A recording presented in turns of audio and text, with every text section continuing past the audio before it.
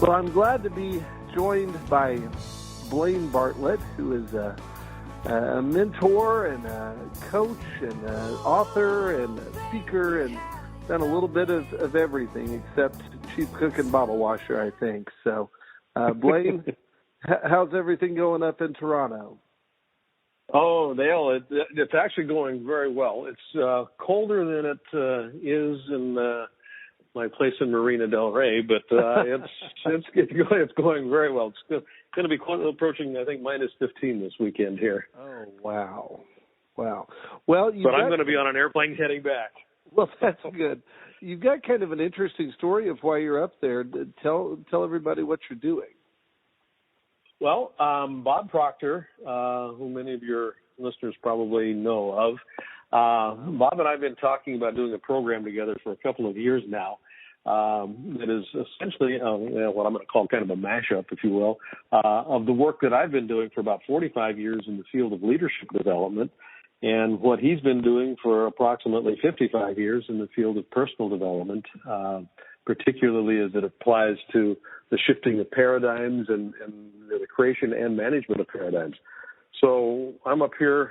We're filming different modules for the program, and it's just a joy to be doing this. It's been a process that we've been working towards, and I am very excited about what we're doing. It's some great material, some absolutely phenomenal material. Well, and of course, you've kind of been known for what you've called three-dimensional coaching, and I understand that this kind of builds on that, and now you're using a different term for it with this program you're doing? Yeah. The 4 dimensions of leadership. We're calling this program 4-dimensional leadership because it brings into play something that traditionally isn't talked about in the domain of leadership development, and that's consciousness or spirit in the broadest sense of that word. Consciousness or spirit. It's a life force. It permeates everything. I mean, a rock has spirit. I mean, if you look at it through an electron microscope, it looks like it's just laying there on the ground, but it's actually moving. It's filled with energy. And what we're looking at doing here is having a conversation about not only the traditional aspects of leadership development, but also how does consciousness actually pervade everything that we do. And it's every exterior has an interior, and that includes the results that we produce in our organizations. The results are an exterior manifestation of an interior drive. So we want to bring some awareness to that. And I think particularly in today's world, as change is ever increasing and ever accelerating, being able to get in front of that huge wave is important. And the way we do that is to find a way to tap into spirit. Okay. And so tell me a little bit about how thinking about that and incorporating that into your teaching is going to change the message or broaden the message. Well, for me, the large platform that I'm working with and towards today is in an area that I'm calling compassionate capitalism. And that's almost oxymoronic, when you think of the two terms combined, compassion and capitalism. Business is the most pervasive force on the planet today. It touches literally everything on this planet in some way, shape, or form. There is not an organic or inorganic, an animate or an inanimate object on this planet that isn't impacted in some way by business activity. So when we look at it from that standpoint, one of the ways that we want to be able to bring greater enlightenment, if you will, to the process of leading an organization is to have the appreciation of the impact actually be taken into consideration as we lead our organizations towards our goals and objectives. And this is where the compassion comes in. If we are not having compassion for all that we encounter and all that we touch as a business and as a business leader, we're dooming ourselves as a species. And I think we only need look around to some of the environmental consequences. But also, when we look at wealth disparity and some other things, there's a lot that's going on today that effective leadership can actually help mediate, if not actually turn around. So that is not going to happen just by fiat at all. I think it does begin to happen when there's access to greater consciousness about who we are and what we are as a species on this planet. And we are all interconnected in some way. There is not another way to say that as far as I'm concerned. Everything on this planet is interconnected. It is a system of interconnected relationships.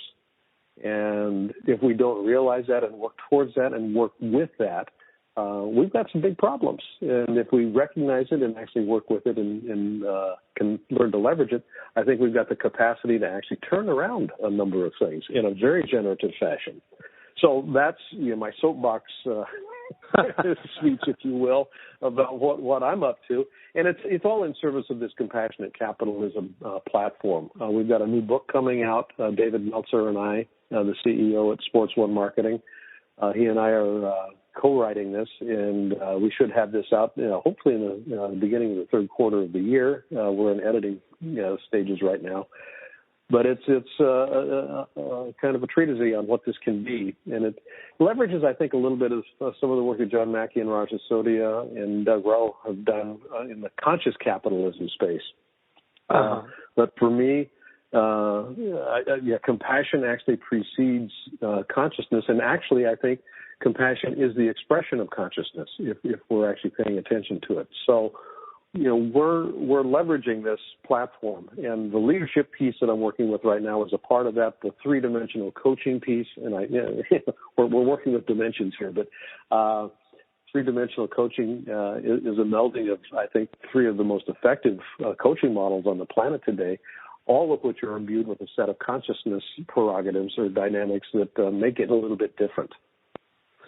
Well, I think that, the one thing that I certainly, as we're just bombarded by these news stories about what's going on in Flint, what's going on in Syria in a totally different vein, all of these different issues.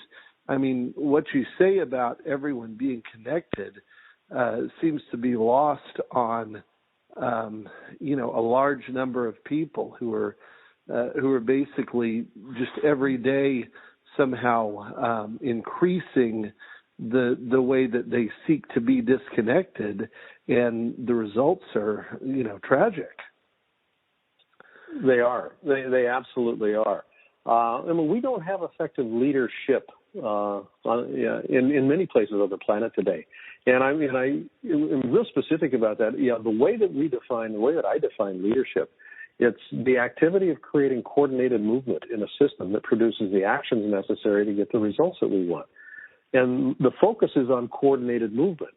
If we're not getting coordinated movement in the system, all things come to a halt. And this is the problem with ideologies, is they polarize and they cause things to freeze. And it's more about right and wrong, good and bad, as opposed to is this working or not working.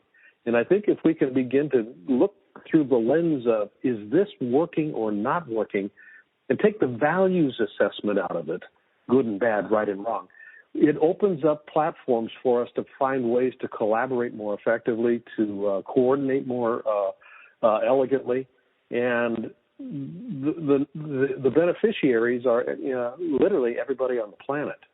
As long as we're not coordinating well, we're dead in the water. Right.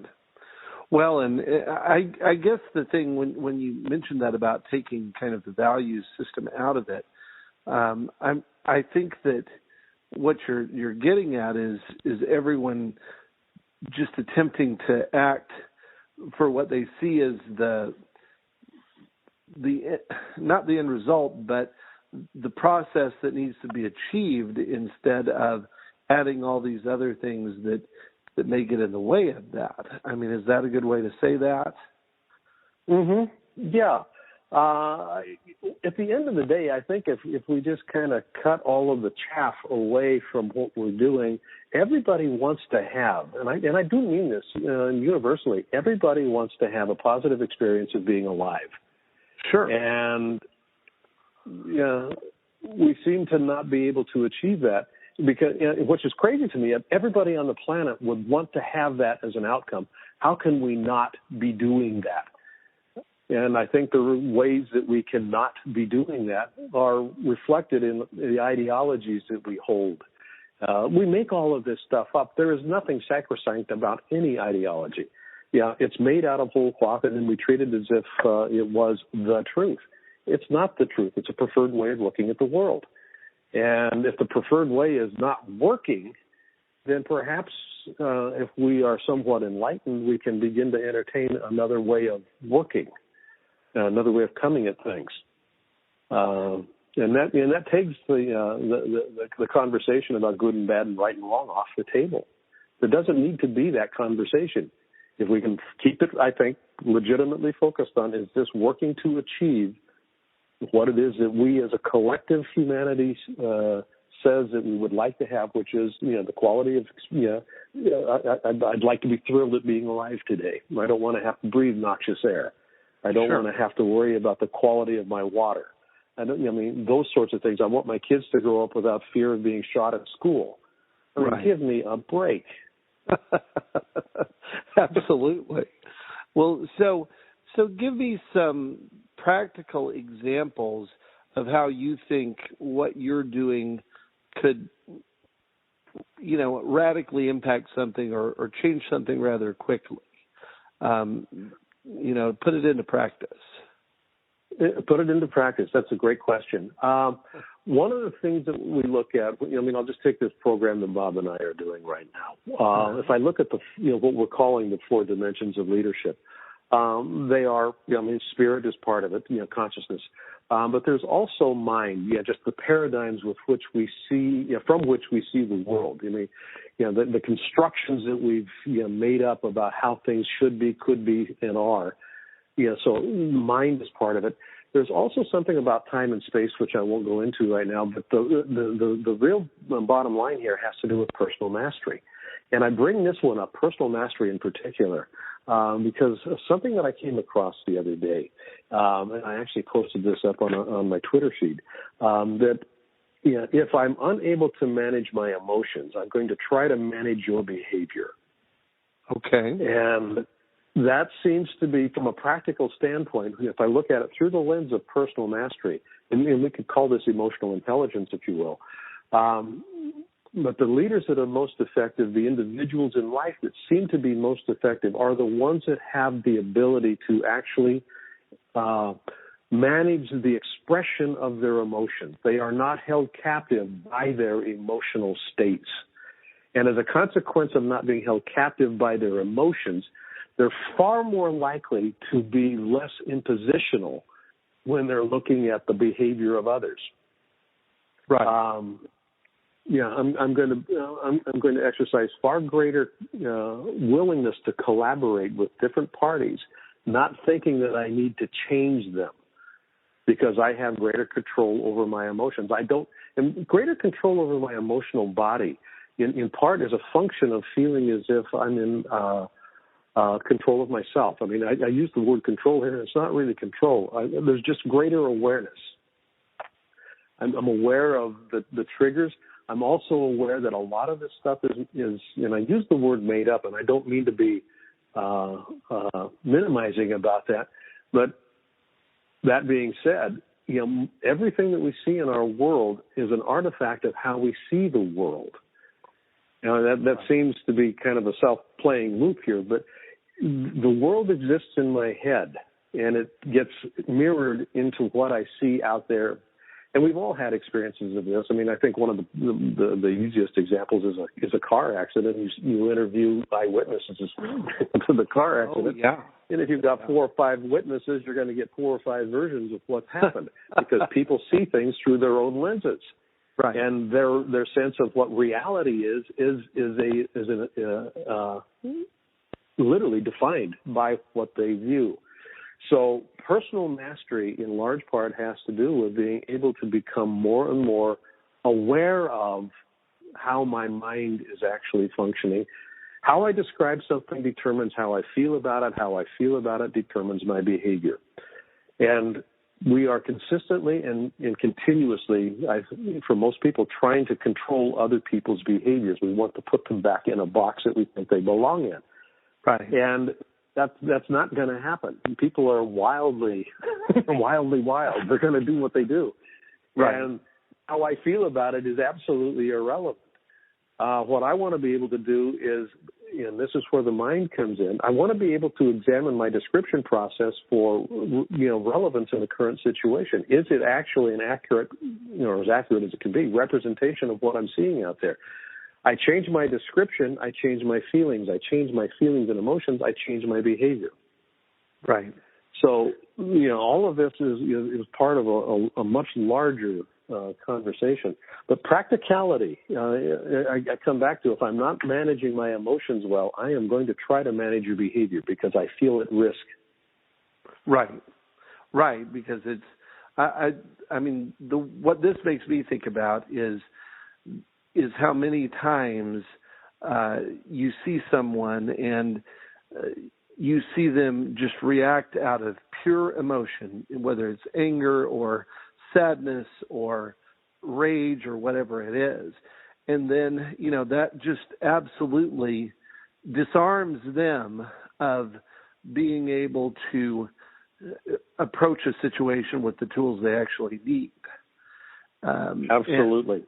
And I certainly agree that the more, and of course, in my day job as a lawyer, I see all of the time how if you approach the situation and your goal is to convince or to somehow decide that someone needs to change or do this or do that, those things might well be true and might be very helpful. But if you come at it from that angle, you're going to be disappointed far more times than you're going to be surprised and happy about that. Yeah, you absolutely. That is so true. And if I place it back in the context of this whole notion of compassionate capitalism, but just compassion in general. If I have compassion for myself and how I'm feeling, I'm likely to express that outwardly. Right. I may be angry, but it doesn't mean I have to lash out. If I can, anger is a secondary emotion as far as I can tell. And what I mean by that is we experience anger when we feel out of control. And it's that need to control, that need to be right, that gets us in trouble more often than not. And that's in luck. But what I mean when I'm saying if I can't manage my emotions, I'm going to try and manage your behavior because I want to be right. And I get to be right when you start behaving in a way that I think you should. Right. Which is crazy making. and of course you just see at times when people are feeling out of control, whether it's in culture or whatever else, that is the point that they feel the need to ratchet it up a bit, and I think we see that in our political sphere way more than we ought to. Yeah. Well, in every sphere, but especially it just seems like the politics that we have now is just a politics of fear, and I think that leads to all of these bad results and bad conclusions. Mm-hmm. Yeah, as long as fear is running. I mean, Jerry Jampolsky years ago wrote a book that love is letting go of fear, and fear is an interesting emotion. Fear is present when love is not present. And I say love not in the romantic sense, but love in the sense of compassion, love in the sense of recognizing connection. It's the reduction of threat as a consequence of feeling as if I am connected in some way to those around me. Right. And if that connection is there in a generative way, fear is not present. Love is filling that space. And that's where spirit comes in. Right, and that's what you're bringing into this new module that you're doing with Bob. So that's kind of gets us back to where we started. yeah, full circle. Now, when you're talking about these things, of course, I think one of the things that you run into is, the people that are paying for your books and going to seminars or doing whatever. They tend to be people that are seeking this out and maybe able to process that quicker because they've been looking for these types of answers. How do you enrich the rest of the culture with what you're talking about? That is a great question. In one sense, and I don't mean this to be facetious at all, but when the student is ready, the teacher appears. So there is that piece to it. But also, I think, I've spent years in the corporate environment, both consulting and executive coaching, working with organizations that are trying to shepherd change through their systems. And one of the things that I discovered, I use the word discovered here, was something that I learned when I grew up on a farm in Oregon. Okay. As a kid, we used to go out and we'd go out and we'd catch snakes.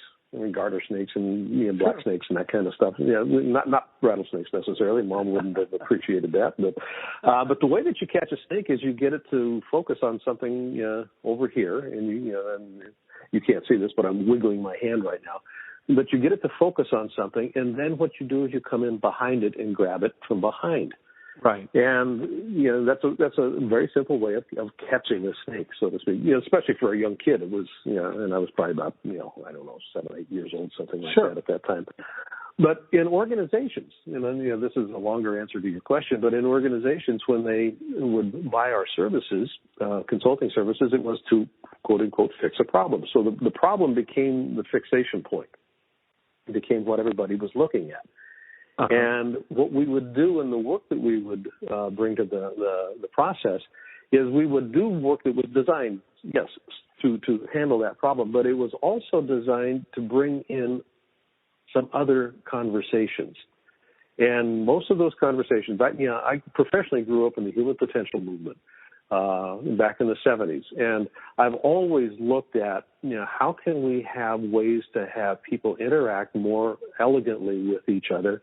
How can we find ways for them to tap into what I'm now calling spirit in a way that allows them to be more functional in their life, more fulfilled in their life, that sort of thing. So that conversation would always be part of the work that I did. It wasn't explicit.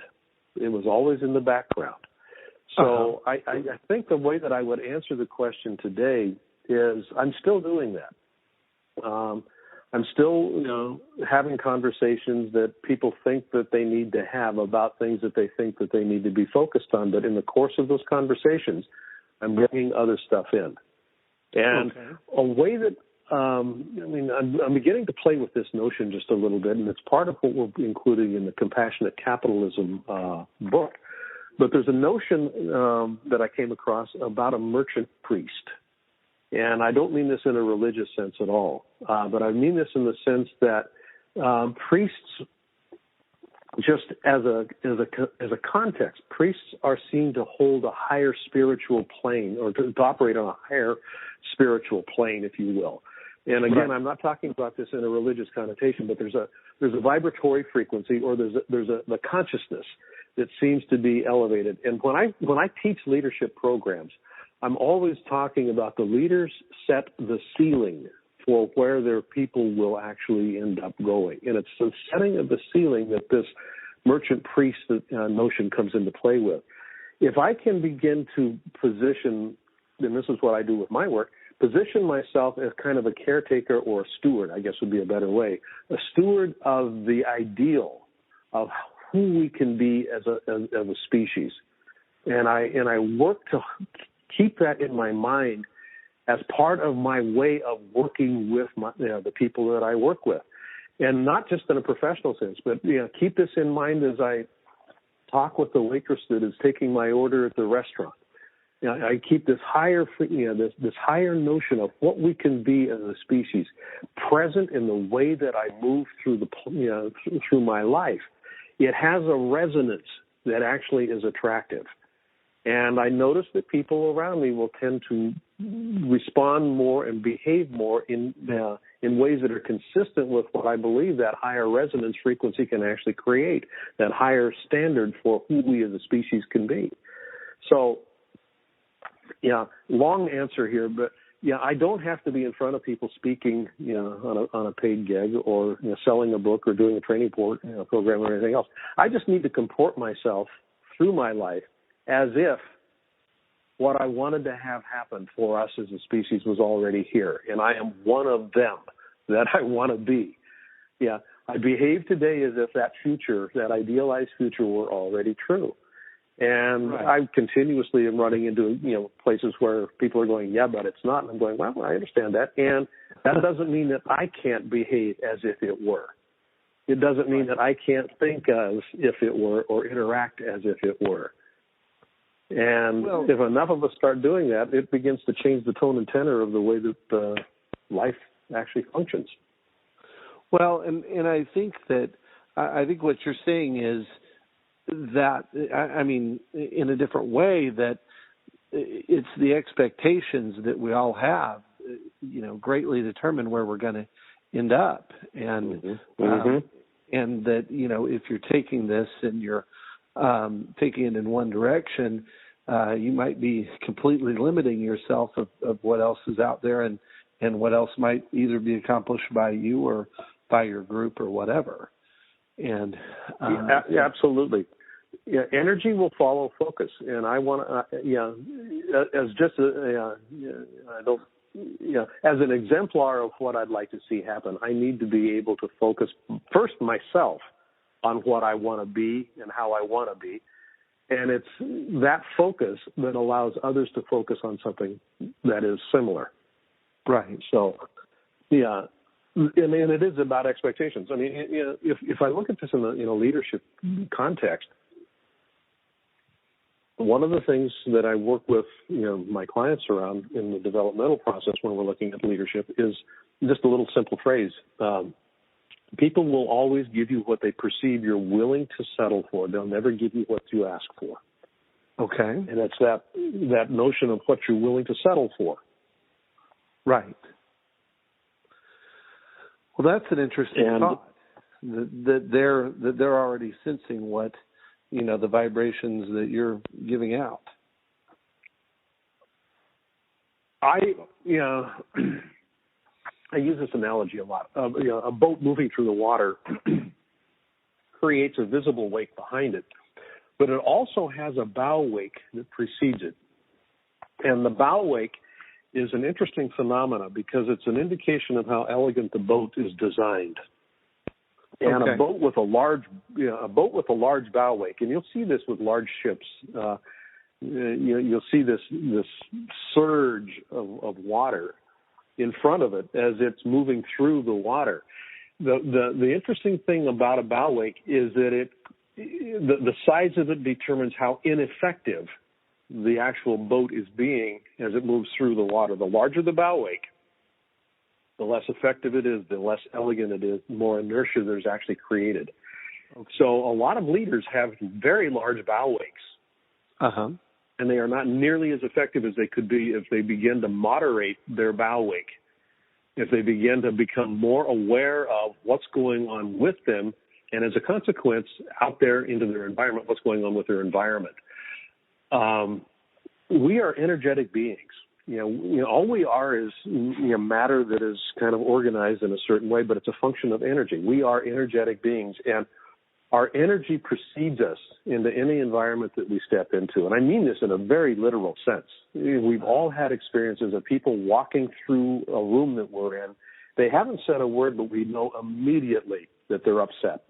We know immediately that something's going on. There's this visceral experience that we have about, whoa, hold on, I'm not going near that guy right now. Right.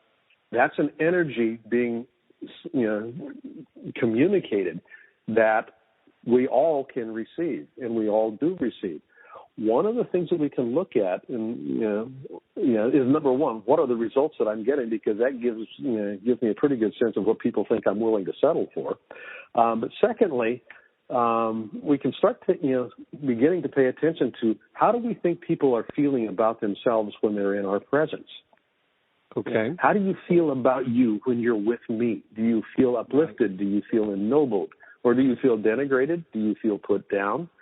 Do you feel like you're capable? Do you feel like you're judged? I mean, all of these things. Yeah. How do you feel about you when you're in my presence?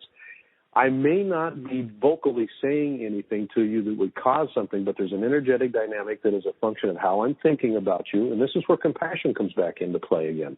Yeah. If I'm approaching you with a compassionate heart set as well as a compassionate mindset, you're going to experience a different interaction with me. Okay, I can definitely see that, and just saying that in practical terms, we all know what you're talking about. I mean, we've all seen it, we've all experienced it, but just thinking about how those things, set the tone for everything else. I mean, that clearly, again, just kind of circles back around to where you're taking all this stuff. Mm-hmm. So, well, in the practice of law, the practice of law is an adversarial process. Typically, I mean, that's kind of how it's structured, and you don't need to change that game necessarily to come at it from a compassionate point of view. You don't have to change the nature of the adversarial process because you're still going to represent your client to the best of your ability. Sure. And you can do it in a way that that the other party isn't feeling diminished or demeaned. Oh, absolutely. There's ways to do that. Yeah, absolutely, and you do that very well. I mean, that's and being able to approach that is really kind of key. Right, and again, in thinking about that whole issue of the bow wake, what you see and what people don't really think about when they're thinking about lawyers, at least in general, is that so many times you're anticipating how you're going to set it up because the thing you want to do is almost win the battle without the other side knowing that they lost. And yes, and that comes into play a lot in what we do. And I mean, I think that the better at times you almost even have to explain it to your clients. Well, if we do this, then this is going to happen, and we're just going to let them think that we're fine with this because it's going to get you what you need. And I mean, we do a whole lot of that. So yeah, I think that those concepts come into play, and really are what we're all looking for, I guess, is the best way to say that. And I think it clearly affects everyone. It affects everyone and everything, from my perspective. And again, I kind of come back, if we think about the value proposition, and I mean this in a very generic way, value that isn't necessarily a quid pro quo exchange of money. I think if we can redefine what it means to create value in our transactions with each other, in the framework of each of us is seeking the experience of feeling fully alive. How can what I'm doing with you allow that possibility to exist? So I can be in a litigation situation with you, but if I can approach it from the standpoint of how can I negotiate a settlement in a way that allows you to feel fully alive? Sure. And now that brings a completely different conversation to the table, and it begins to inform different ways of approaching your adversarial client on the other side. Right, client, but your adversary on the other side. Yeah, and it also works with you in terms of how you work with your client.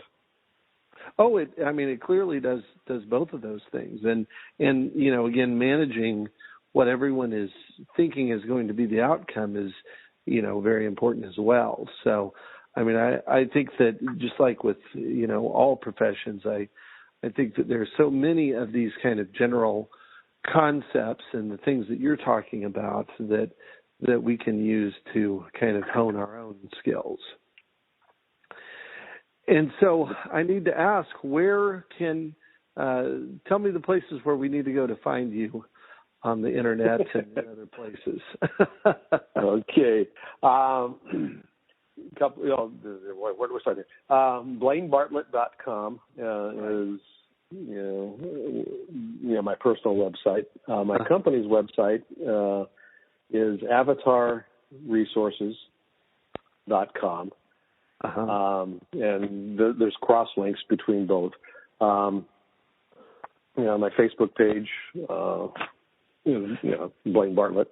The Twitter feed is hashtag Blaine Bartlett.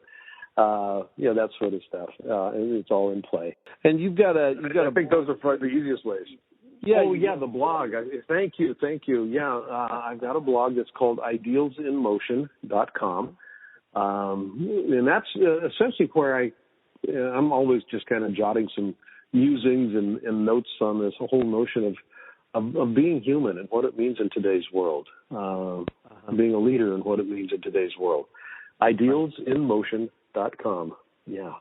Yeah, there's a neat article about an antidote to insanity that I think we can all take and use.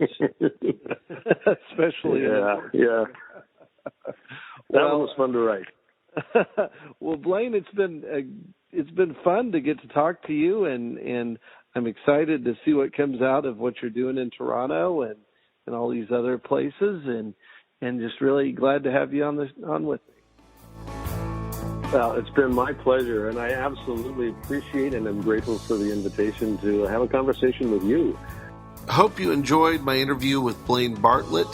Visit all of his links and places which you can find on DaleWileyShow.net. Go there, buy some books, throw some money. Copyright 2016.